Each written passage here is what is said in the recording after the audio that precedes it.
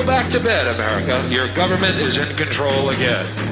Here, watch this. Shut up.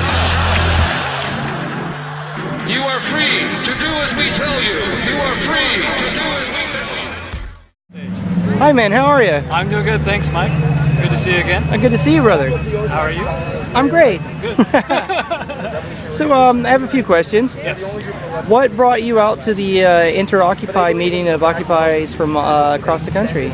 Well, it seemed like the next step for me. You know, basically, I've been going to a lot of different gatherings that are kind of on the national scale.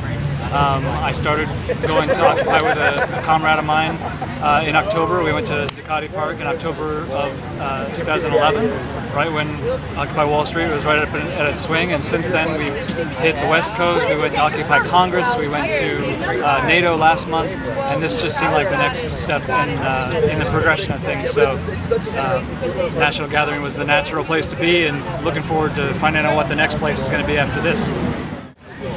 So what inspires you to activism?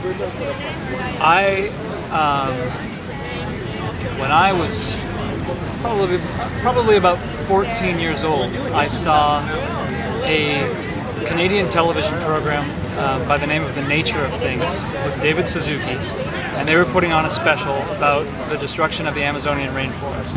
And when I saw that when I was 14, it brought me to tears, and it basically changed my life forever. I wanted to give my entire life to changing the world at that point. And ever since then, I've gone through different phases. I went through hardcore environmentalist recycling phase, the green movement, and social justice movements, and knew that there was always something more than that. And what I came to was what's called a spiritualution. It was a concept coined and started by Gabriel of Urantia in 1996. I was really inspired by this idea of a spiritual revolution and placing the spiritual primarily first in your life, making the inner changes within, and allowing those inner changes to be the fulcrum to make outer changes in the world. And it's a raising of consciousness, not a raising of arms.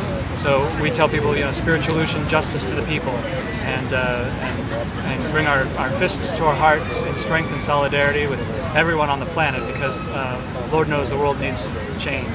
I work for Global Change Multimedia, which is a part of the spiritualution movement, and it's our intention with Global Change Multimedia to use multimedia to bring that message and everybody's message, positive messages to the planet through those alternative media sources. Well, thank you.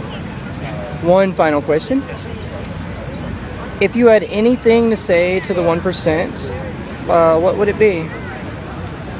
The metaphorical 1%. I mean, we all know that that's a metaphor. Yeah. Like it's really 0.3 or 0.2, the actual ownership class. I mean, if you look at these families of money people, these elite combines of banking institutions, basically, what would you say to them?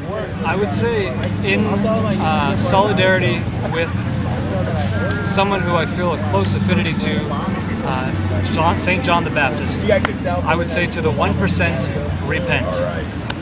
Greed is evil, and we need to transcend that. We need to become selfless instead of selfish. And I would tell anyone who has more than they really need to really reevaluate and come to terms with that, and help out your brother and sister instead of being so concerned about yourself.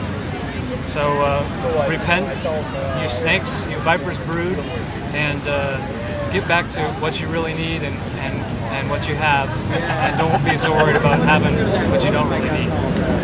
Thanks.